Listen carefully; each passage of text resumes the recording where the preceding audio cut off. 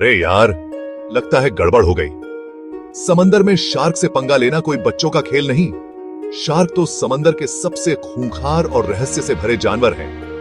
जानते हो, शार्क के 3000 से भी ज्यादा दांत होते हैं और वो हर हफ्ते नए दांत उगा भी लेते हैं। शार्कों की 500 से ज्यादा किस्में हैं, कुछ तो इतनी बड़ी कि इंसान को पूरा निगल जाएं। मगर घबराओ मत, जितने लोग नारियल गिरने से मरते हैं उससे भी कम शार्क के हमले में मरते हैं। तो वो समी सीबाऊ, अगली बार जब भी समंदर में जाओ, इस अजीब और गरीब और खतरनाक जानवर को जरूर याद रखना। और हां, शार्कों की दुनिया बहुत ही रोमांचकारी है।